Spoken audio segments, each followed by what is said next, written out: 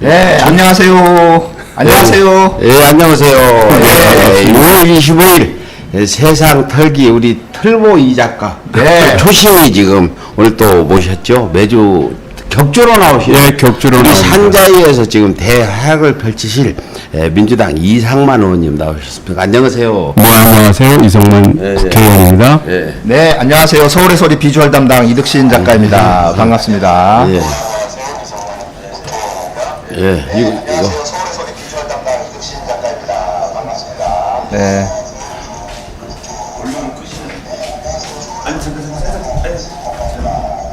우리 전체 잡아줘. 왜 이렇게 잡아줘? 예. 아, 그거 안 봐도 되니까 그 치우세요. 예, 의원님 저기 지금 현재 해당 상임위가 이제 산자위로 배속된 걸로 알고 있어요. 예, 네. 맞습니다. 국민들 관심은 사실 법사위가 되게 관심이 많은데 사실 의원님들의 관심사는 제 의원님들한테 인기 있는 그 상임위는 어디인가요? 뭐 꼭 인기 있다 없다 뭐 이런 걸 따지기는 곤란한데 사실 정치인들은 이제 표를 예. 통해서 예. 이제 선출이 되고 그러지 않습니까? 그러다 보니까 많은 국민들한테 영향을 주는 분야에 그래도 관심을 많이 갖게 됩니다. 근데 산자위라는 것이 결국은 산업에 대한 문제, 실물 경제 전체의 문제다 보니까 뭐 경제에 대해서 관심 없는 국민이 어디 있겠어요. 그러니까 관심도가 높고 그러다 보니 국회의원들이 가고자 하는 곳 중에 하나가 바로 산자위입니다. 그 다음에 또 하나가 이제 SOC 하게 되면은 사회간접 그 지역에 네. 영향을 굉장히 많이 주지 않습니까? 예. 뭐 철도라든지 도로 같은 것들이 그러다 보니까 이제 국토교통이. 국도, 예. 국토교통위를 많이 가려고 합니다. 아, 예. 그렇군요. 아이고. 하지만 뭐 또 예. 지금 아까 얘기했던 법사위도 네. 이 파급 효과가 굉장히 크잖아요. 그렇죠. 그리고 네. 또 국민적 관심사도 높고 그래서 법사위도 굉장히 치열한 걸로 알고 있습니다. 네. 뭐 그 전에 말씀드리기 전에 뭐 지난 며칠간 그 여의도 국회 소식 좀 이렇게 지금 뭐 미래통합당 조영 원내대표가 니들 마음대로 해라. 우리는 뭐 가서 열심히 일만 하겠다 이러는데 정가 소식 좀 들려주시죠. 그 뭐 뒷부분에 다 나오는데 미리부터 할까요? 아 나오나요? 예. 이따 뒷부분에서 예, 할까요? 예, 제가 질문하겠습니다. 예. 예. 지금 그 산자위에서 담당하는 정부 부처가 어떤 곳이에요? 이제 그 실물 경제 전체니까 네. 이제 산업통상자원부가 있고요. 네. 그다음에 중소벤처기업부, 그다음에 특허청 이렇게 해서 이제 3개 부처가 이제 있고요. 그다음에 산하기관이 한 60개 됩니다. 그러니까 우리가 뭐 대표적으로 아는 그러니까 그 산업일반, 그다음에 에너지, 그다음에 통상, 그다음에 중소기업, 그다음에 자영업 등 소상공인, 그다음에 특허 이렇게 관장한다고 보시면 됩니다. 그래서 그와 관련된 산하기관이 한 60개 되고요. 통상과 관련돼서는 뭐 무역진흥공사가 있지 않습니까? 무역진흥공사 같은 것도 있고, 그다음에 에너지와 관련해서는 뭐 한전 같은 경우 있고, 그다음에 중소기업과 관련해서는 뭐 중소기업관리공단이라든지 하여튼 그런 단체들이 다 우리 산자위에 소속돼 있습니다. 아, 그렇군요. 근데 그렇다면 이제 현재 산자위에서 제일 핵심 현안으로 떠오른 거나 뭐 지금 현재 좀 주로 다루고 있는 건 어떤 부분이에요? 그러니까 우리나라는 이제 수출로 먹고 사는 나라니까 이제 수출이 되어야만 우리 국민들에게 필요한 여러 가지 석유라든지 식량이라든지 이런 걸 이제 가져올 수 있지 않습니까? 그래서 수출 경쟁력이 굉장히 중요한 부분이에요. 더군다나 작년에 그 일본의 어떻게 보면 경제 침탈에 대해서 우리 국민들이 공분했었는데 그런 거에 대한 대응 문제. 그래서 그런 산업을 보호하는 것도 물론이고요. 이런 것이 잘 되려면 중소기업이 이제 든든해야 되지 않습니까? 그러니까 중소기업 정책. 그 다음에 이제 최근에 이제 문제가 되는 것이 소상공인이나 자영업입니다. 그래서 예전에는 한 20년 전, 한 15년 전만 해도 자영업은 정책 대상이 그렇게 크게 부각되지 않았었어요. 제가 이제 젊었을 때는 아예 뭐 직장 다니다가 안 되면 나가서 뭐 장사하지 또 식당 하나 내지 그래도 먹고 살 수 있다 뭐 이런 때가 있었는데 지금은 사실 그렇지를 못합니다. 그리고 현재 자영업 쪽에 종사하는 우리 취업자 수가 전체 취업자의 한 25% 정도 되고요. 그 다음에 이 자영업 쪽에서 잘못되게 되면은 결국은 정부가 보호해야 되는 사회 보호 대상자로 어떤 전락하는 경우가 많기 때문에 지금은 이제 소상공인, 자영업 이런 것도 추운 정책 과제이기도 합니다. 네. 지금 그 6월 임시국회 회기가 6월 말일까지인가요? 그러니까 임시회는 이제 30일까지입니다. 네. 그러니까 저희들이 6월 5일 날 네. 개원을 했으니까 30일 계산하면 아, 6월 30일간? 예, 30일이니까 7월 7월 4일까지 이렇게 생각하시면 되고요. 7월 4일을 넘어가게 되면 그때는 자동 폐기계가 새로 또 임시회를 소집해서 또 이렇게 처리해야 되는 상황입니다. 지금 3차 추경 예산이 굉장히 지금 이슈가 되고 있는 상황인데 그럼 네. 회기 내에 이게 처리가 안 되면 어떤 문제가 발생이 되죠? 일단은 뭐 추경이 처리가 안 되면 네. 뭐 집행부에서는 이제 집행을 못 하게 되는데 아까도 말씀드렸듯이 7월 4일을 넘어서면 이제 이번 임시회가 이제 폐회가 됩니다. 그럼 폐기가 되면 다시 또 소집을 해야 돼요. 다시 또 소집을 해서 국회의장의 비준을 받고 그 다음에 다시 모여서 시작을 해야 되는데 날짜상으로는 한 며칠간 이제 공전을 더 하게 되죠. 더 하게 되고 그 다음에 이제 또 하나 문제는 그럼 지금 결정이 안 돼서 다음 회기로 넘어간다 그러면 그럼 다음 회기엔 해결될 수 있느냐? 그건 아니거든요. 그래서 지금 회기 내에 해결해야 된다라는 공감대가 우리 민주당 국회의원들한테는 좀 확실하게 좀 자리 잡고 있습니다. 아 그렇군요. 네. 지금 오늘 6월 25일인데요. 네. 예, 뭐 6.25 전쟁이 일어난 날입니다. 예.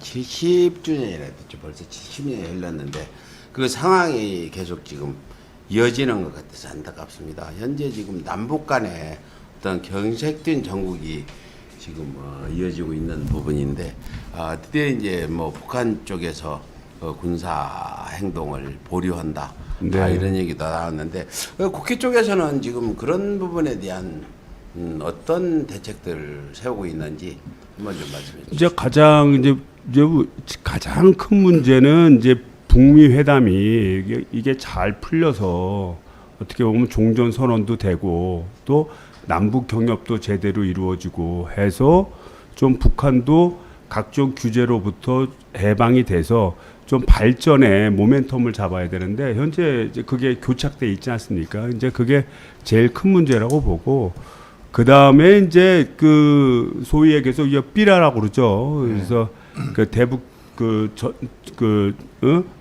이 유인물이 이제 넘어가면서 촉발된 것도 사실입니다. 그래서 일단은 대북 전단을 하지 못하게 규제하는 처벌법을 빨리 만들어야 되지 않겠나 이렇게 생각이 되고요.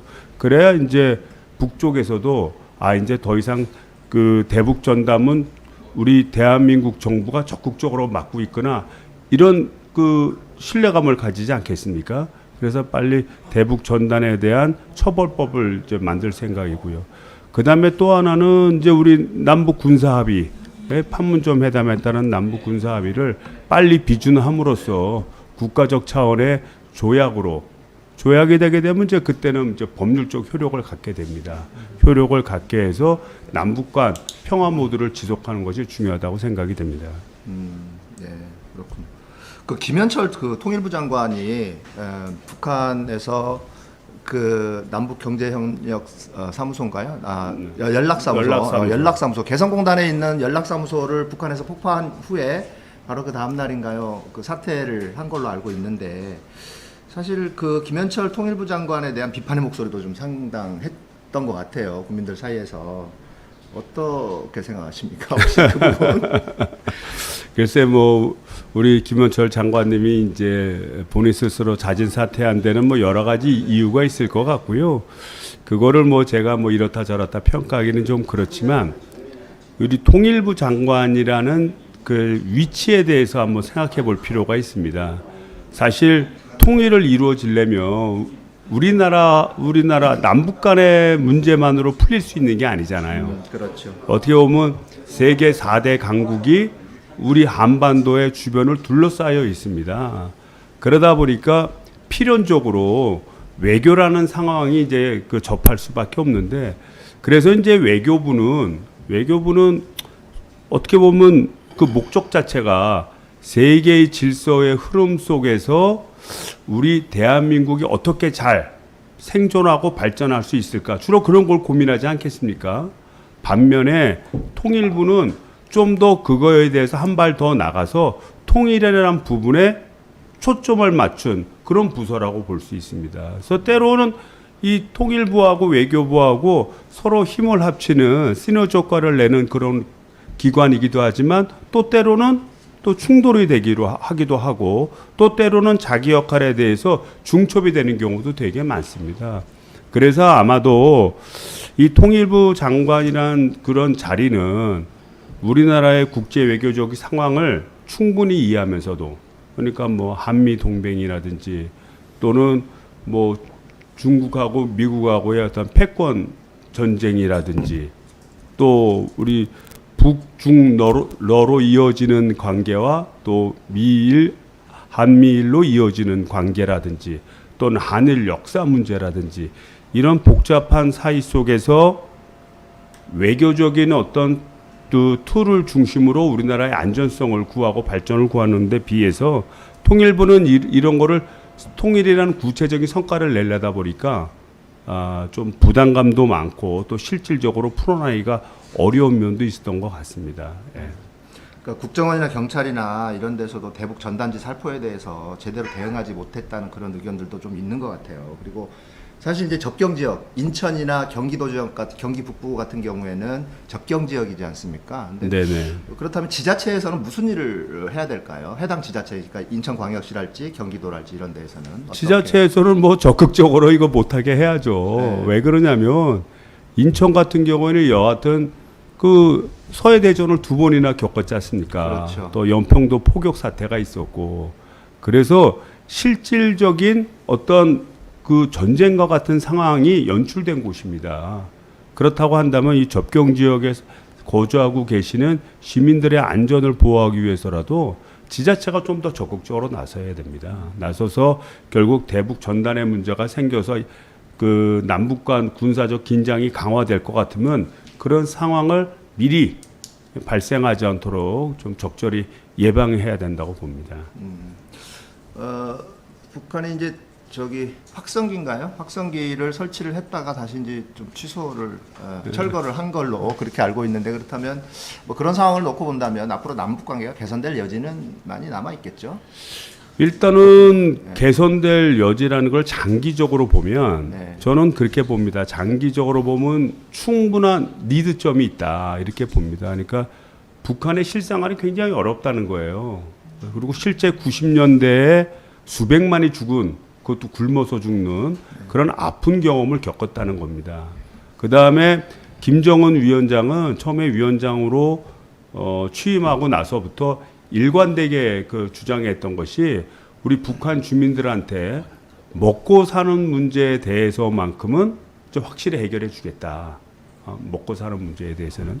그랬기 때문에 이런 먹고 사는 문제를 해결하는 방법은 결국은 남북 문제를 적절히 해결하는 게 가장 급선무고 또 이를 통해서 국제적인 제재를 완화시키는 것이 가장 중요한 문제입니다. 그래서 그런 니드점이 있고 우리나라 같은 경우에는 이 남북 간의 군사적 긴장을 계속 일어나게 되면 우리나라는 이 전체 생산량의 70%를 수출로 먹고 사는 나라인데 그러다 보면 대외 교육도 많이 해야 되고 또 외국 자본에 좀 투자도 많이 유치해야 되고 대외 거래를 많이 해야 되는데 남북 간이 긴장이 되면 결국 그런 수출이라든지 또는 외국의 투자 유치라든지 이런 것이 상당히 어려워질 것은 뭐 당연한 일입니다. 그래서 장기적인 니드점이 서로가 있다.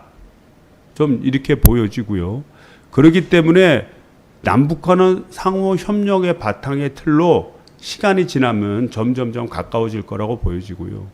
다만 주변에 있는 국가들이 과연 어떻게 인식할 것이냐. 이게 뭐 나중에 그 볼턴의 책 얘기도 나오지만 볼턴의 책의 일부분에 대해서 나온 거를 간단히 들어보면 뭐 남북이 평화로워지면 그러면 미국은 한국의 무기를 어떻게 팔아먹을 거냐 뭐 이런 얘기를 했다는 거 아닙니까?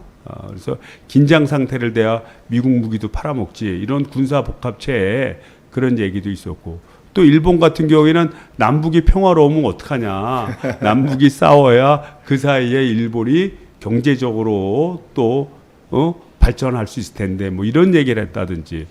그리고 또 중국 같은 경우에는 북한이 어떻게 보면 우리 민주주의 세력이 자본주의 세력이 올라가는 방파제 역할을 해주는 면도 있거든요. 그러다 보니까 이 주변 국가의 관계 이거를 어떻게 푸느냐가 사실 제일 중요한 문제죠. 네. 그래서 저는 그렇게 봅니다. 이렇게 우리 민족 간에는 분명히 남북 평화를 이루고 남북이 함께 살아야 될 그런 분명한 명분과 이유가 있기 때문에 우리가 제대로 된 정권이라고 한다면 그 길을 향해서 갈 것이고요. 또 우리가 잘 지혜를 발휘해서 주변에 있는 이런 4대 강국들을 잘 조절을 해서 우리가 만들어내야 할 과업이라고 생각합니다. 예. 국회 얘기를 좀 잠깐 해볼게요. 민주당이 지금 6개 상임위원장을 선출을 했나요? 네, 네. 네, 네. 그리고 윤호중 사무총장, 윤호중 네. 의원이 지금 법사위원. 법사위원장으로 선출이 됐고요. 예, 예. 근데 미래통합당 주호영 원내대표는 모든 상임위원장을 거부하고 있는 지금 그런 상황인가요? 아직도? 지금 뭐 그렇게 이제 얘기를 하고 있다는 거죠. 네. 그래서 뭐 이 원래 11개, 7개를 이렇게 서로 나누기로 했는데 이제 그 안을 가지고 와서 그 미통당 의총을 붙였는데 거기서 통과가 안 됐다는 거예요. 원래는 합의는 됐답니다. 원내 대표들끼리. 김태년 원내대표하고 그렇죠. 같이 합의는 됐는데. 합의는 되고 법사위원장은 민주당이 갖고 네. 예결위원장은 뭐 미통당이 갖고 또 미통당이 원하는 상임위원장을 또 선택하고 이렇게 해서 아까 얘기했던 그 국토위라든지 또는 정무위라든지 영향력이 있는 그런 위원회거든요. 그런 위원장을 이제 미통당이 갖는 걸로 해서 합의가 됐다는 거예요. 네. 그런데 이제 미통당 자체 의원총회에서 이게 부결됐다고 하는 거예요. 그러다 보니까 이제 주호영 대표께서도 이제 입장이 이제 쓰지 않은 거고 그런 상황에서 우리는 3차 추경이라고 하는 이런 팬데믹 상황에서 빨리 대책을 강구해야 되고 그러다 보니 국회법에 제시된 대로 우리가 국회 임기 개시일부터 7일 이내인 6월 5일 날 국회의장을 선출을 한 겁니다. 그리고 계속 들어오지를 않으니까 상임위원장 아까도 말씀드렸듯이 6분을 이제 선임을 하게 된 거죠. 이런 상황 속에서 다시 돌아오기도 어렵고 막 이렇게 복잡해지니까 그러면 17개 좀 민주당이 다 해라 뭐 이런 얘기인데 민주당 입장에서는 이게 잘못 오해로 비춰질 수 있잖아요. 뭐 민주당이 상임위원장을 다 가지려고 저렇게 혼자 하나 보다. 사실 그건 아닌데 이런 오해를 받는 거에 대해서 좀 부담이 없는 것은 아니라고 보여집니다. 그러나 계속적 자기 일을 안 하고 저렇게 해태를 한다면 그때는 책임지는 여당이 전국을 책임지는 여당이 결국 선택해야 되지 않나 저는 그렇게 보고요. 또 과거에는 우리 13대 이전만 하더라도 그때는 다수당이 전체 상임위원장을 다 임명을 했어요. 이 13대 때 여소야대가 되면서 그 여당만으로는 상임위를 구성을 못하다 보니까 상임위원장을 나눠준 거지 그전에는 다 그 여당이 다 독식을 했던 그런 전례도 있습니다. 네. 여하튼 하루빨리 좀 미통당이 좀 원내에 복귀해서 뭐 서로가 의견 갈등 조정 있는 거 좀 더 조정해 보고 보고 그다음에 지금 우리나라 국민들에게 희망을 주기 위해서도 정치권이 움직여야 되지 않나 이렇게 생각이 합니다.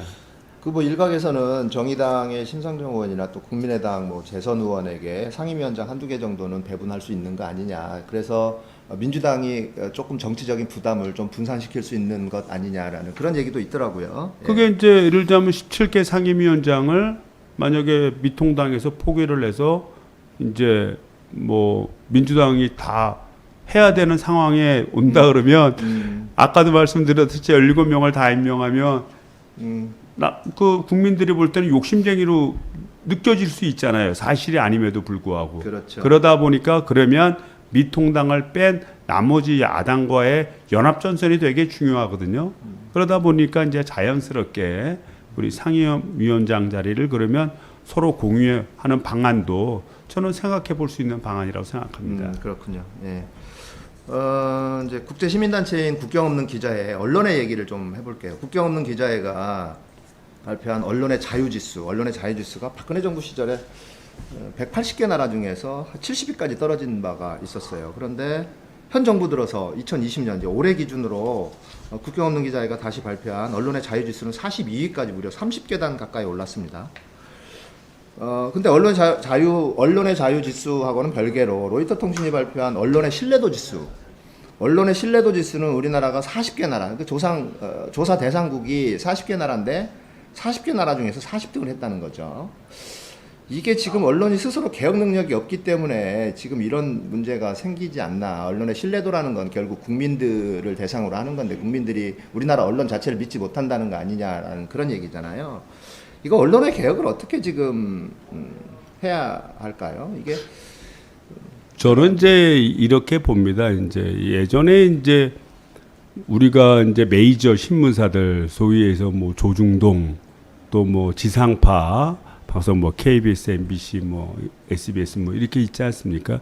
그것이 언론을 독점하던 시절이 있었습니다. 그런데 뭐 한 10년 전부터는 이제 그런 것이 이제 서서히 이제 깨져 나가는 거 아니겠어요? 그래서 지금 우리도 유튜브를 통해서 하지만 사실은 기존의 그 언론사하고는 다른 형태로 국민을 접촉하는 채널이 많이 생긴 겁니다. 그래서 아까 얘기했던 기존의 신문사하고 지상파 방송사들이 가지는 파급력이 굉장히 많이 줄었다는 거예요. 실제 이런 이 무가지 그 신문 부수까지 다 합해도 예전에 비하면 뭐 5분의 1, 10분의 1로 줄었다는 그런 얘기가 있습니다. 이게 잘 발표는 안 하지만 그러다 보니까 기존의 이제 신문사들이 많이 왜소화됐고 또 우리나라 같은 경우 뭐 외국도 그렇지만 우리나라 같은 경우에도 각 신문사별 또는 지상파별 또 정치적인 성향이 굉장히 뚜렷하고 좀 나눠져 있기 때문에 좀 대결 국면으로 이루어진 것도 또 사실입니다. 그런데 이런 상황 속에서 자꾸 왜소해지고 또 우리 국민들은 새로운 유튜브 방송이라든지 새로운 매체에 대한 신뢰감을 더 보내게 되면서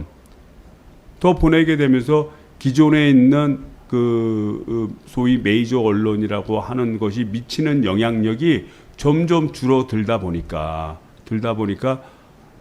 좀 뭐라 그래야 되나 그 자기네들의 존재 가치를 더 부각시키기 위해서 더 이렇게 좀 왜곡도 하고 더 자극적인 그런 기사를 많이 내는 것 같아요. 그런 자극적인 기사나 그런 것이 없으면 사람들의 눈에 주의를 끌지 못하니까요.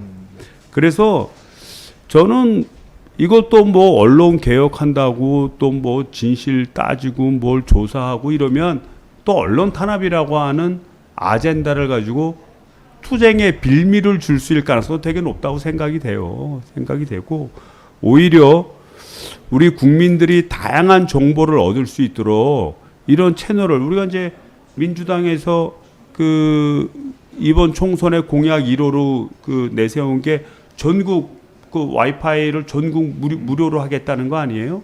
이런 거를 통해서 다양한 채널로 다양한 내용이 다양한 매체로 전달될 수 있도록 길을 열어주는 것이 어떻게 보면 자연스럽게 국민들이 옳은 언론 그 매체를 선택하게 함으로써 스스로 개혁되는 그런 과정을 밟을 수 있다고 봐요.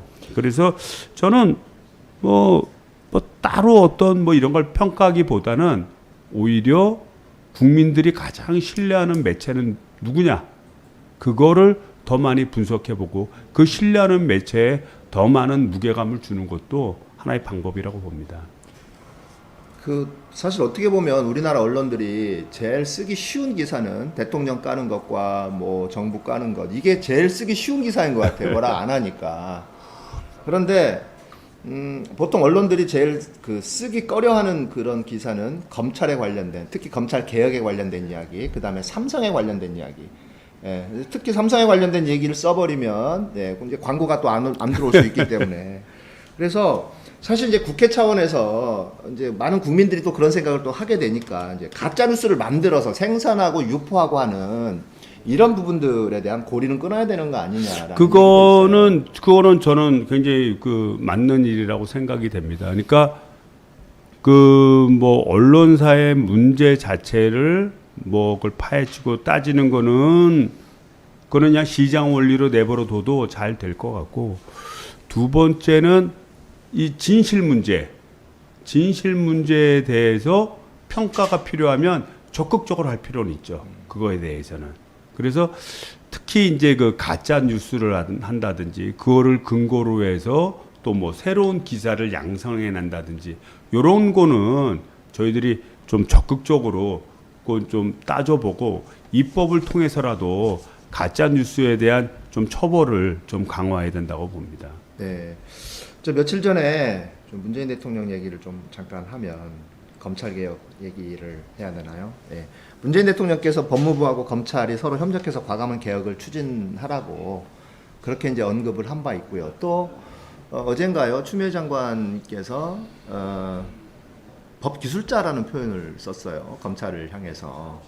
전 그 법기술자라는 그 표현을 들으면서 과거에 이근한 고문기술자 그런 어떤 부정적인 뉘앙스가 좀 생각이 났습니다. 이제 지금 뭐 언론에서는 추미애 장관하고 윤석열 총장의 상황을 갈등이라고 이렇게 얘기를 하는데, 제가 보기에는 이거는 검찰총장의 지휘권을 법무부 장관이 쥐고 있기 때문에 이건 갈등이 아니라 그 반항, 항명 이렇게 표현하는 게 맞지 않나요?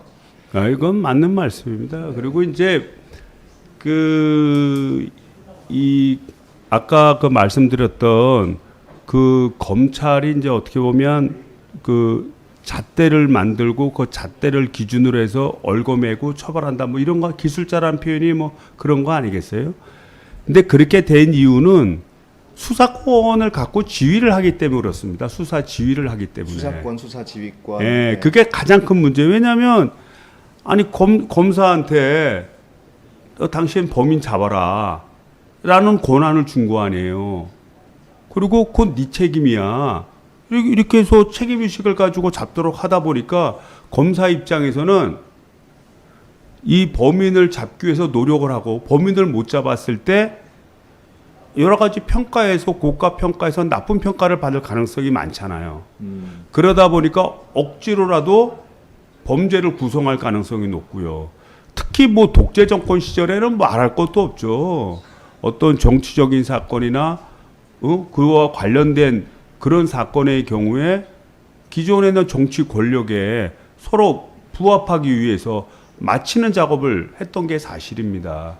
만약에 수사권이 이제 분리가 되면 그때는 검찰은 본연의 임무로 돌아가게 될 거예요. 왜냐하면 경찰이 그 일을 할 테고요. 경찰이 잡으려고 노력할 테고, 검찰은 경찰이 그 해온 거에 대해서 법리적으로 기소가 가능한지 가능하지 않은지, 혹시 인권이 침해됐는지 안 됐는지 이런 문제를 따지게 될 겁니다. 그래서 이런 그 기술자로부터 해방되는 길은 빨리 공수처를 만들고, 그다음에 수사권을 좀 기소권과 분리를 해서 검찰이 스스로의 인권적 차원의 영역으로 들어가야 된다고 봅니다. 그다음에 이제 두 번째는 그 추미애 장관하고 이제 윤석열 총장하고의 문제인데, 윤석열 총장은 선출직이 아닙니다. 임명직이죠. 예. 윤석열 총장은 임명을 받으신 거고요. 임명을 받되 대통령의 입맛에 맞게 무조건 움직이면 안 되니까 대통령이 한 번 임명을 하면 한 2년 정도는 임기를 보장해 주자, 이것이지 이분이 기본적으로 그 선출 과정을 통해서 국민의 지지를 통해서 된 분이 아니에요. 행정기구 중에 하나일 뿐입니다. 그렇죠. 그 다음에 추미애 법무부 장관도 마찬가지고요. 법무부 장관, 그분은 국회의원이시긴 하지만 법무부 장관인 것은 국회의원으로서 된 것이 아니라 대통령의 임명으로 통해서 된 거 아니겠어요? 국회 동의를 거쳐서. 그래서 법무부 장관이 되신 거예요. 그래서 행정 조직도 내의 기준에 따르면 됩니다. 그래서 법무부 장관이 검찰총장을 지휘할 수가 있습니다. 지휘할 수 있게 돼 있어요. 그러면 법무부 장관의 명령을 들어야죠. 그거를 스스로 정의의 판단으로 문제를 삼는 건 그건 별개의 문제입니다. 그건 별개의 문제예요. 그러니까 상급자로서 명령하는 거를 자기가 검토하고 명령은 이런 것이다 자기가 받고 이게 자기가 법리적으로 안 맞아. 그럼 안 맞는 거에 대한 이유서를 정리해서 장관님 이거 틀립니다. 이렇게 해서 장관이 올바른 판단을 하도록 해야 되는 것이지 나는 법무부 장관하고 생각이 다르다? 이렇게 할 수는 없는 겁니다. 조직법상. 네, 그렇죠. 그분은 선출직이 아니에요. 그 크게 착각하시는 겁니다. 그래서 지금 일각에서는 윤석열 퇴진론을 언급을 하는 경우도 있고요. 그리고 이에 대해서 또 이해찬 대표가 윤석열 언급 자제를 당부하기도 했지 않습니까? 의원님들께. 그렇지만 또 우리 서울의 소리에서는 또 이성만 의원님께 이거 질문을 좀 드려야 될 것 같아요. 우리 또 이 질문을 꼭 해달라는 또 우리 지지자들, 우리 후원자분들, 우리 구독자분들이 많으셔가지고 다소 좀 불편한 질문이 될 수 있겠지만 윤석열 검찰총장이 불편할 거 없습니다. 그러니까 네. 아까 말씀드렸던 그 원칙론에 입각해서 이해하면 돼요. 네. 뭐냐면 대통령께서는 이제 선출되셨고 선출되시기 전부터 공수처를 만들어야 된다. 그러니까 그 검찰이 정치 문제에 개입하는 거를 좀 분리해야 된다. 그 다음에 검경 분리를 통해서 수사권과 기소권을 분리해야 된다. 다만 이 경찰이 수사권을 독점을 했을 때 어떠한 파생적인 문제가 있을 수 있잖아요. 그거를 어떻게 조절해야 되느냐 이런 과제를 안고 그런 툴 속에서 이루어진 겁니다. 이루어진 거고 또 윤석열 총장을 임명할 때는 대통령이 당연히 그렇게 얘기를 안 했겠어요? 우리 검찰 개혁을 가야 됩니다.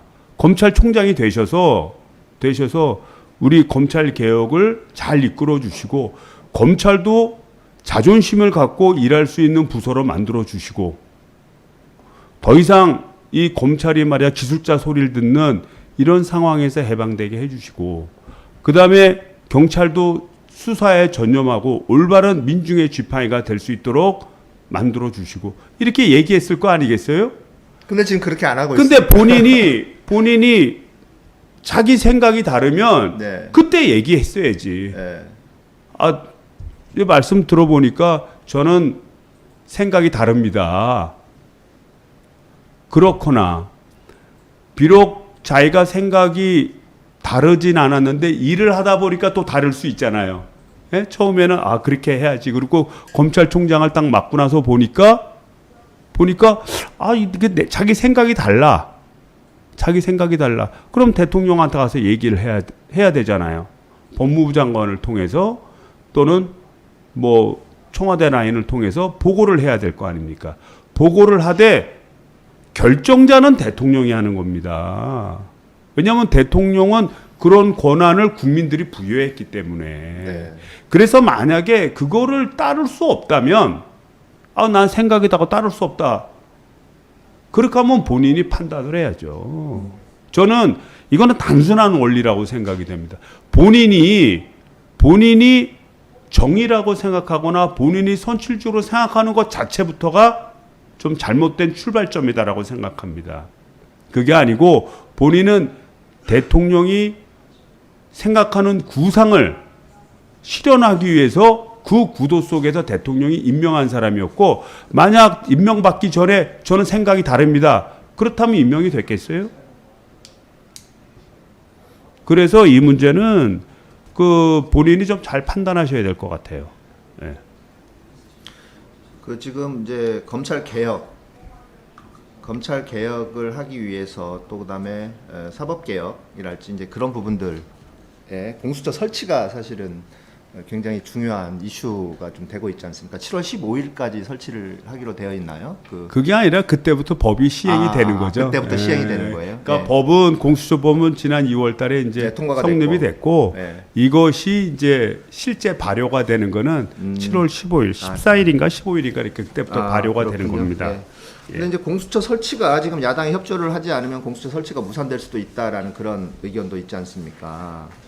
그리고 그러면 이제 어떤 대안을 우리가 갖고서 공수처에 대한 부분, 그러니까 야당이 인사위원회 2명을 추천을 하지 않을 경우, 정말 끝까지 버티고 추천하지 않을 경우에 공수처 설치가 실제로 무산될 수 있을 가능성, 그 다음에 거기에 대한 대안, 이런 건 어떤 것들이 있을까요? 일단은 이제 법상으로는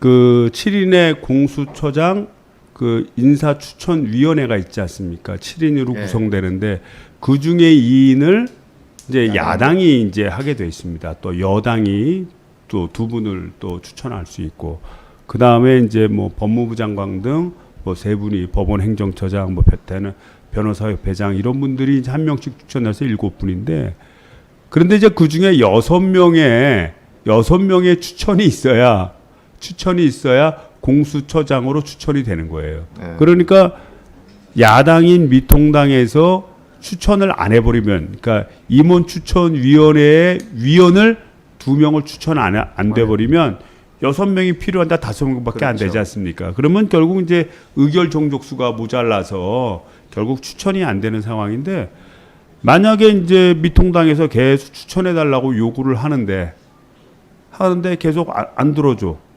계속 요구하는데 안 들어줘.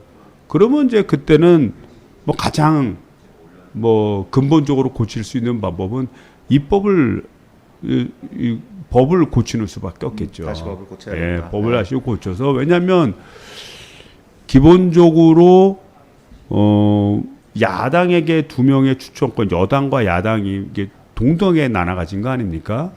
2대2. 물론 이제 뭐 법무부 장관 같으면 이제 조금 아무래도 대통령이 임명한 사람이니까 좀 여당에 좀 가까울 테고, 법원의 행정처장 같은 경우에는 삼권 분립에 의해서 법원이 이루어지니까 이제 중립적이라고 보고, 또 대한변호사협회도 민간이라고 보니까 중립적이라고 보면 상당히 민주적이고 야당을 배려한, 마치 이 공수처법을 만들고 통과시키려고 할 때 이를 통해서 뭐 검찰을 뭐 시녀로 만든다, 뭐 이런 진짜 어떻게 보면 이해할 수 없는 주장을 하다 보니까, 그러면 당신네들의 의견을 충분히 낼 수 있도록 기회를 준 거거든요. 그렇게 법을 만든 거거든요.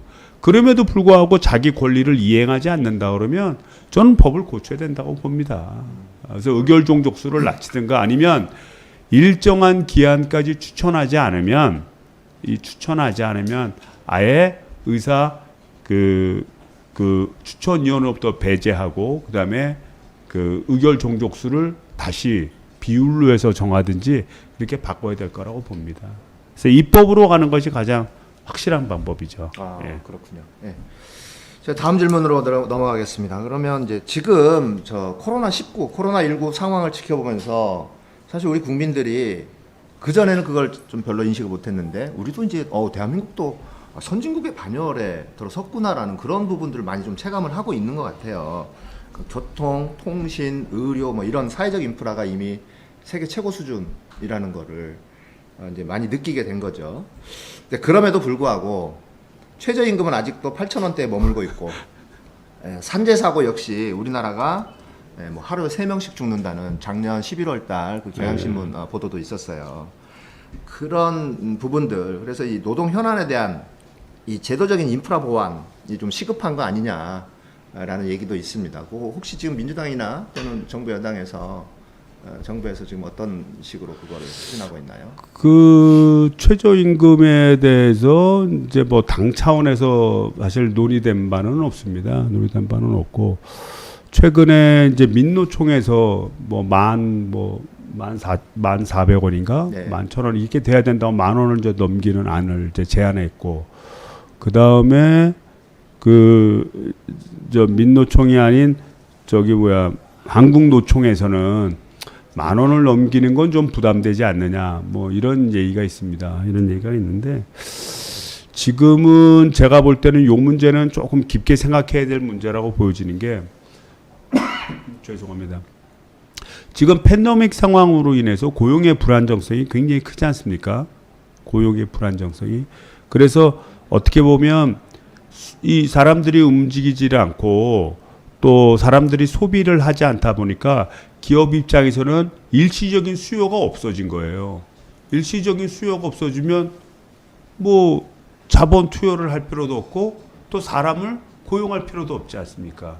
자, 이런 상황에서 이 고용이 안 되면은 그때는 사회 보장 문제로 넘어가야 되는데 그러려고 그러면 우리 그 국민들의 모든 문제를 이 세금과 사회 보장으로 처리하기에는 굉장히 한꺼번에 온 충격이다 보니까 굉장히 큰 편 아니겠습니까?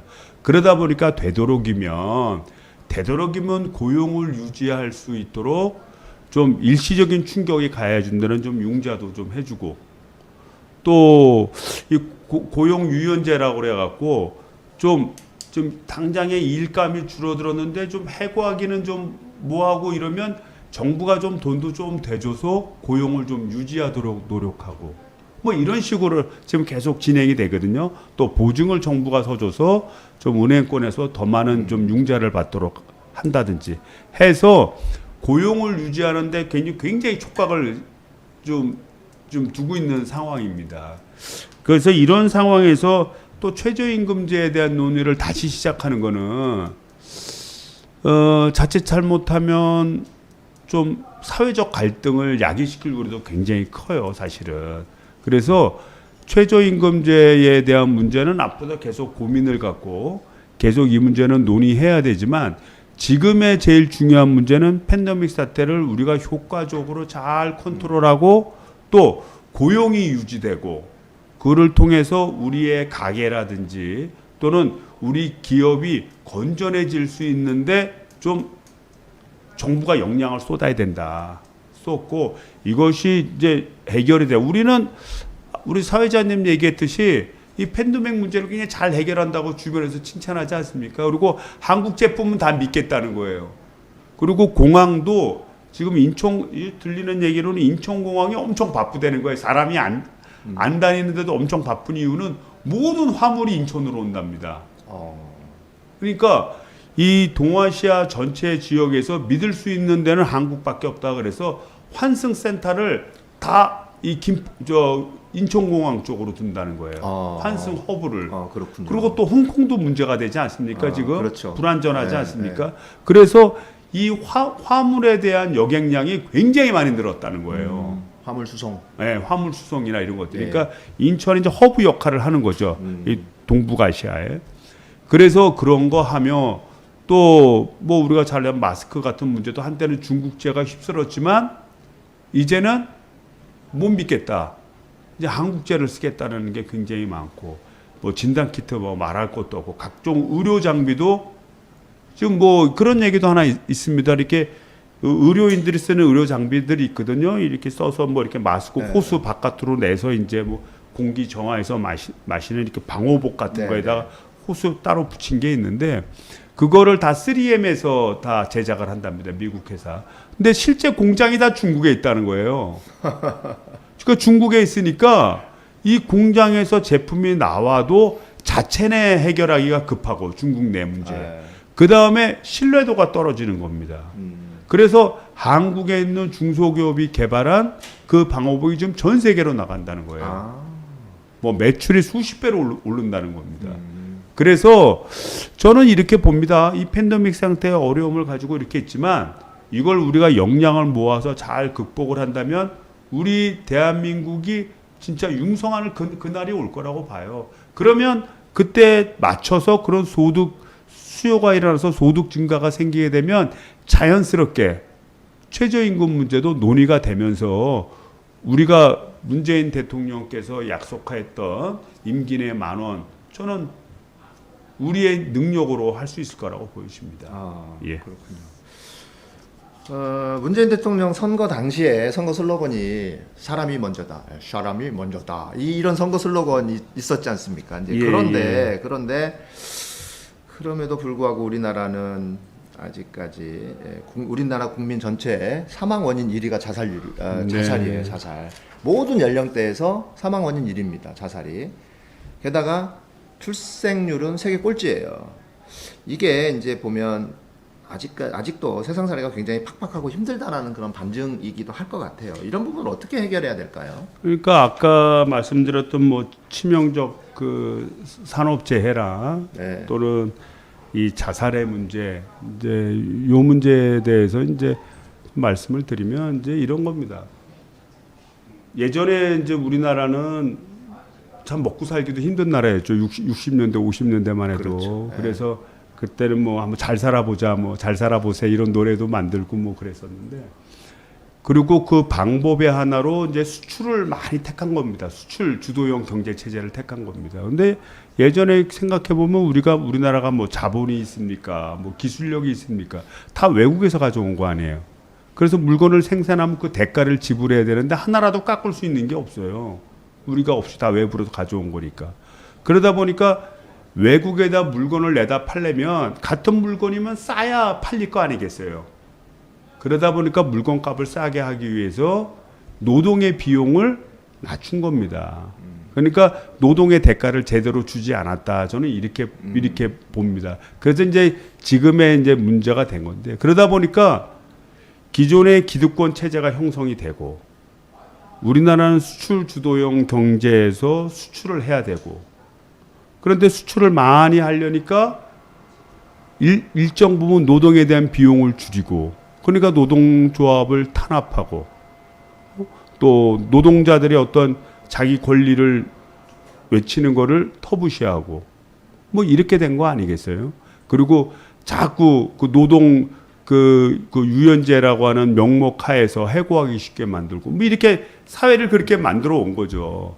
그래서 수출을 해서 어떤 기득권의 유지와 그 다음에 이런 경쟁력을 유지한다는 명분으로 사람의 존재감이 어떻게 보면 사람에 대한 존재감을 진짜 중시 여기지 않았죠. 그래서 그런 거에 대한 불만 인식이 많았기 때문에 우리 노무현 대통령이 냈던 게 사람 사는 세상 아닙니까? 그 말에 저도 그때는 40대 초반이었지만 그 말에 많은 사람들이 동감을 한 겁니다. 그래서 대통령으로 만들었고, 또 사람이 먼저다라는 문재인 대통령이 한 발 더 나간 슬로건에 대해서도 많은 공감대를 갖게 되는 거예요. 그런데 아까와 같이 그런 치열한 경쟁 속에서 세계 속에서 살아남아야 된다는 그 절박감의 현실 속에서 사람이 먼저인 세상을 우리는 하나씩 바꿔간다고 봐요.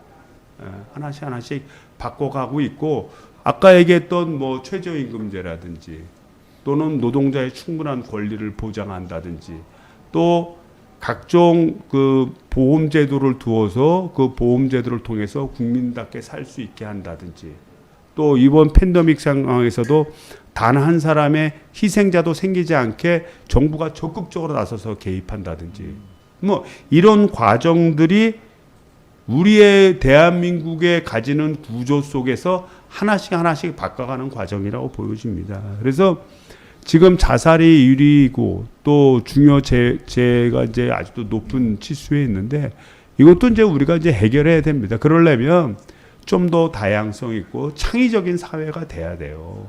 그래서 노동에서 노동을 쥐어 짜서 어떤 생산력을 일으키는 그런 시스템이 아니고, 각자가 지혜를 발휘해서 또 분권 속에서 다양성을 가지고 자기 역량대로 일하면서 생산력을 높이는 그 체계를 만들어내야 됩니다. 그러려면은 지금처럼 옥죄는 틀이 아니라 자유스럽게 생각할 수 있는 틀로 전환해서 가는데 시간은 좀 필요하다고 보여지는데, 저는 좀 믿는 것은 우리 국민들이, 우리 좀 더불어민주당, 또 우리 문재인 대통령님이 아마 인기가 얼마 안 남았지만 같이 이렇게 궤를 같이 하는 어떤 그런 지도자들이 계속 나온다면 저희들은 하여튼 10년 이내 진짜 사람이 먼저이고 스스로의 경쟁 의식에 빠져 자살하지 아니하고 함께 더불어 사는 대한민국을 만드는 데 최선을 다하도록 하겠습니다. 예. 그러니까 이제 말씀은 박정희 시대, 전두환 시대의 농업적 근면성이 아니라 조금 더 창의적인 그런 그렇죠. 세상으로 예, 가보자는 세상으로. 말씀이신 거죠. 그러니까 뭐 그렇다고 해서 우리나라 수출 주도 경제가 잘못됐다는 건 아니에요. 지금 우리가 이렇게 풍요를 누리는 것도 그 정책에 성공했기 때문에 지금 그런 거거든요. 다만 그 이면에는 어두운 그림자가 있다는 거예요. 뭐 열심히 일해야 되고 또 끝없는 경쟁을 해야 되고 그다음에 한 번 낙오되면 되돌아오지 못하게 되고 그다음에 자기의 일한 것만큼의 대가를 받지 못하는 이런 구조 속에서 짓눌려 왔다는 거죠. 그리고 기존의 뭐 이명박 정부나 박근혜 정부 같은 경우에는 기존의 옥죄는 틀을 더 옥죄려고 했던 거예요, 사실은. 더 옥죄면서 수출을 더 늘리고 뭐 이렇게 하려고 했던 거 아니겠어요. 예. 그래서 그런 거에 대한 국민적 저항이 어떻게 보면 촛불 민주화 운동으로 이어졌다라고 보여지고요. 지금의 툴에서는 우리가 좀 더 다양하게 자기의 상상력을 발휘해서 살 수 있는 세상을 일단 만들어야 됩니다. 그리고 만들어 가야지고 있고요. 이 작년에 일본의 그 수출 그 일부 품목을 뭐 제외하는 경제 침탈이 있었을 때 아마 예전 같았으면 또 일본에다가 머리 이렇게 굽히고 또 이렇게 대충 요구 조건 들어주고 또 우리 국민들이 피해가 되게 이렇게 했을 가능성이 되게 높습니다. 근데 그 사이에 우리 국민들이 역량이 커진 거예요. 그래서 하나로 똘똘 뭉치지 않았습니까? 이게 뭐 대통령의 올바른 판단도 있었지만 더 크게는 국민들이 하나로 뭉칠 수 있었다는 거예요. 이게 되게 중요합니다. 이게 맞습니다. 이런 계기를 통해서 한순간에 바꿔지지는 않지만 스스로의 길을 다양성 있게 찾아가는 그런 기회를 주고 정부는 또 우리 국민들은 또 자신감을 갖고 내딛고 이런 과정 속에서 저는 바뀌어질 거라고 봐요. 그러니까 이제 우리나라 대법원 판결, 징용에 관련된 대법원 판결 이후에 일본이 우리나라 이제 경제 보복을 네. 선포를 했는데 그게 작년 7월이었나요? 그렇죠. 7월 1일부터 시작했죠. 근데 그 이후에 이제 우리나라가 이제 일본 불매 운동을 하면서 오히려 뭐 최근에 보도를 보면 이제 일본이 더 타격이 컸다. 네, 그렇다고 나오죠. 그런 기사가 이제 있는 것 같아요. 자, 마지막 질문 드릴게요. 볼턴 회고록 아까는 이제 말씀드렸는데 볼턴의 회고록 때문에 아주 지금 떠들썩해요. 미국도 떠들썩하고 우리나라도 그렇고. 근데 미국 같은 경우에는 민주당에서도 공화당에서도 볼턴을 굉장히 비난하고 있는 상황인 것 같아요. 네. 그리고 뭐 국가 기밀이 샜다는 얘기도 있고. 또 우리나라 이제 정의용 실장, 정의용 안보실장인가요? 정의용 실장도 회고록의 신뢰도가 상당히 문제가 있다라는 그런 또 지적을 또 한 것 같고요. 그리고 어쨌든 그 볼턴의 회고록의 팩트를 떠나서 미국이 이제 한반도 통일을 좋아하지 않는다. 아까 이제 말씀하셨잖아요. 그렇다면 우리가 미국의 간섭 없이 통일을 과연 어떻게 추진을 해야 되는 게 좋을까요? 미국의 간섭 없이 자주적이고 주체적인 양국이 서로 남북한이 자주적이고 주체적인 어떤 통일을 추진하는 그런 과정을 분명히 거쳐야 되는데 우리나라는 아까 말씀하셨듯이 또 4대 강대국 4개의 강대국에 둘러싸여가지고 우리나라는 선진국인 것 같긴 하지만 또 강대국은 아닌 것 같고 그 세계 군사 6위라고 하는데 1위부터 1위부터 5위까지가 4위가 다 여기 있는 거예요. 그래서 이제 미국의 간섭 없이 통일을 어떻게 추진을 해야 될까 이런 부분들도 사실 많은 국민들이 좀 관심을 갖고 있는 영역이기도 해요. 심지어 또 미국이 우리나라의 이제 국방비 주둔 비용, 미군 주둔 비용을 또 요구를 하면서 이럴 바에는 차라리 미군 철수하라라는 그런 얘기도 있고 예, 국민들 사이에 이제 미국의 간섭 없이 또 강대국의 또 효과적인 어떤 그런 외교를 통해서 우리가 주체적으로 통일을 추진해 나갈 수 있는 방법 어떤 게 있을까요? 저는 이제 그 한반도의 문제가 남한과 북한과 둘만의 문제로 풀릴 수는 없다고 봐요. 예, 우리가 이제 이게 남북한이 갈라진 것도 이제 미소 회담을 통해서 이게 이렇게 네. 둘로 갈라진 거 아니겠습니까? 우리나라가 원치 예. 않았는데 우리나라 의사와 네, 상관이 우리 없어 의사와 상관없이. 상관이 없었죠. 뭐 우리가 원했든 안 했든 그걸 떠나 의사와 상관없이 자기들끼리 그냥 내내 갈른 거예요. 내내 갈랐는데 그리고 이제 그 배경에는 미국의 이해관계도 있었죠. 뭐냐면 이게 보니까 유럽 같은 경우에는 이제 그 동독으로 해서 저 러시아까지 그쪽의 일대가 적성화돼 있지만, 그러니까 공산주의가 돼 있지만 동쪽. 이쪽엔 또 네. 프랑스도 있고 계속해서 스페인도 있고 영국도 있고 네덜란드 네. 주변에 이렇게 있지 않습니까? 그러니까 이제 독일을 반반을 가른 거예요. 네. 그래서 자유주의 세력이 버틸 수 있는 버팀목이 이제 있는 여러 나라들이 존재하니까. 근데 아시아권 이 일본을 상황을 보니까 이 중국이 공산화가 안 됐으면은 아마 우리나라가 갈라지는 일은 없었지 않았겠나 그런 생각을 좀 네, 해봐요. 예? 상상력으로 네. 상상력으로 그 중국이 이제 공산화되고 그 다음에 뭐 소련이 이제 말할 것도 없고요. 그런데 일본을 반을 갈라놓으면 그때만 해도 우리나라는 여하튼 굉장한 그 체급이 좀 체력이 떨어지는 한참 떨어졌었죠. 떨어지는 좀 한참 후진국이었죠. 좀 뭐 개발도상국이 네. 아주 진짜 처참한 상황 아니겠습니까? 네. 그런 상황이고 그다음에 그나마 일본이 좀 버텨줘야 되는데 일본을 반으로 잘라놓으면 일본이 방어막 역할을 못했을 때 그 다음을 뒷받쳐 줄 수 있는 국가가 아예 없다는 거예요. 그러면 태평양까지 내려오는 겁니다, 그게. 그래서 아마도 미국 쪽에서는 이제 이런 거에 대한 공포감이 크지 않았겠나. 그러다 보니까 갈르긴 갈라야 되는데, 왜냐하면 소련에서 자꾸 요구하니까 갈르긴 갈라야 되는데 왜 난데없는 우리 한반도를 갈르게 된 거죠. 그래서 이제 한반도가 희생양이 됐군요. 희생이 전좀 뭐 이게 주관적이긴 하지만 그냥 느낌적으로 그렇게 생각이 돼요. 네. 그렇다고 보면 우리가 참 일단은 남북의 주체의식을 가지고 적극적으로 서로를 믿고 이번에 이제 실패하는 원인 중에 하나도 그런 얘기가 좀 있어요. 그러니까 북미회담이 왜 실패했느냐. 그러니까 김정은 위원장의 오판한 것 중에 하나가 뭐냐면 남한을 패싱시키고 미국과 직접 하려고 하는 것이 문제였다. 이런 얘기들이 있어요. 네. 그러니까 우리 문재인 대통령이 가운데 꼈어야 미국에도 보증을 쓰고 북한에도 보증을 서주는 거예요, 저희가. 그래서 이렇게 하면 미국이 만약에 뭐 원조 같은 거 하면 우리가 해줄게. 보증이 되잖아요.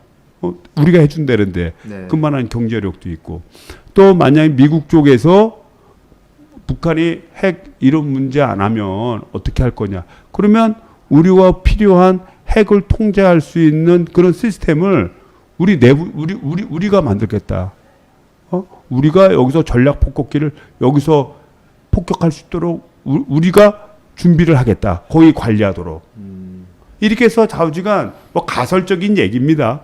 중재 역할을 해서 불신을 가지고 서로 믿지 못하는 양자의 가운데 역할을 했어야 서로 합의가 될 수 있었다는 거예요. 근데 김정은이 자기가 직접 미국으로부터 얻어내려고 하는 마음으로 북미가 직접 만나다 보니까 서로가 신뢰가 없어서 이게 문제가 됐다는 거예요. 그래서 저는 일단 남과 북이 확실한 서로의 신뢰감, 같은 동족을 가지고 우리 동족 발전을 위해서 우리가 함께 노력한다라는 믿음을 먼저 가져야 된다고 봐요. 그게 일단 제일 중요한 문제고 그 다음에부터는 이제 외교적인 문제입니다. 외교적인 문제고 저는 이렇게 보여집니다. 뭐 이건 저는 이게 국회의원 신분이라 이 말 함부로 할까 어떨지 모르겠는데 여하튼 미국에다가는 그래도 우리가 도와줘서 문제를 푸니까 우리가 있으면 우리가 어느 정도의 우리 자본주의 진영을 지키는 방파제 역할을 할 수 있지 않습니까? 또 북한이 다 이렇게 좀 남한과 통일이 된다면 그 역할을 더 잘할 수 있다라는 믿음을 주는 거고. 그 다음에 중국 쪽에서는 만약에 우리가 이게 중국하고 적대적 관계로 가게 되면 끝없는 분쟁의 시작이 되지 않습니까? 또 끝없는 분쟁의 시기가 되기 때문에 우리는 중국과 잘 공존, 또 러시아와 잘 공존하면서 경제적으로는 서로 협력을 하고 이렇게 갈 것이다라는 믿음을 주는 게 제일 중요할 거라고 보여져요. 그래서 남과 북이 서로를 믿고 서로가 잘 융합하되 이런 강국들이 봤을 때 남북이 하나가 교류가 돼도 우리한테 불리할 게 없다라는 거를 느끼게 해야 되는데, 그러려면 우리가 그런 이 세계 4대 강국이 서로 갈등하는 이 지역 내에서 네 가지의 힘이 서로 균형을 잘 맞출 수 있도록 조절 능력을 가져야 된다고 봅니다. 정치적이든 경제적이든 군사적이든 이제 그런 조건이 맞춰줬을 때 통일의 문제가 풀릴 거라고 보여져요. 그래서 뭐 지나치게 우리나라가 항상 그 일본에서는 뭐라고 얘기하냐면 우리 남한을 저기 적성 국가라 그래요. 지들끼리 저 레드라인이라고 그래요. 레드라인이라고. 왜냐하면 미국과 우리를 이제 갈라놓고 싶어서 이제 그런 모양새인데 레드라인이라고 합니다. 근데 우리 입장에서는 이런 강국들과 잘 조절하는 게 굉장히 중요하지 않나 이렇게 생각이 됩니다. 그런데 하여튼 남북 간에 서로 협력하고 서로 주체의식을 갖는 것은 선행돼야 될 일이라고 봅니다. 네. 예, 그렇군요. 이렇게 또 이제 약속된 시간이 또 다 된 것 같습니다. 오늘 방송 여기서 마쳐야 될 것 같고요. 예, 오늘 또 특별히 또 못하신 말씀 있으면 한 말씀 또 해주시죠. 없습니까? 뭐 못한 말보다는요. 이게 이제 우리 서울의 소리에 와서 이제 이렇게 같이 우리 이득신 선생하고 이제 같이 이렇게 대담 토론을 계속 하는데 이게 뭐 그냥 저의 개인적인 내가 바라보는 차원에서의 그냥 담백한 이야기입니다. 이걸 뭐 또 우리 당의 정책과 연계한다든지 야, 저 더불어민주당에서 저렇게 생각하는 거 아니야? 뭐 이렇게 본다든지 그거는 조금 좀 무리가 있을 수 있고요. 또 이 정당 내에서는 저는 이제 초선이니까 이제 많이 듣는 입장입니다. 많이 배우는 입장이고 그래서 우리 시청자 여러분께서 그냥 내 개인적인 좀 조그만 소견이라고만 인식하고 들어주시면 됩니다. 네, 고맙습니다. 뭐 방송 마치기 전에 오늘 광고 하나 하겠습니다. 6월 27일 토요일 드라이브스루 차량 집회가 있습니다. 여러분 저기 여의도 금융감독원에서 출발해서 서초동 대검찰청까지 이어지는 차량 집회 많은 신청 부탁드립니다. 오늘 방송 여기서 마치도록 하겠습니다. 지금까지 서울의 소리 비주얼 담당 이득신 작가였습니다. 이승만 의원님이었습니다. 고맙습니다. 네, 감사합니다.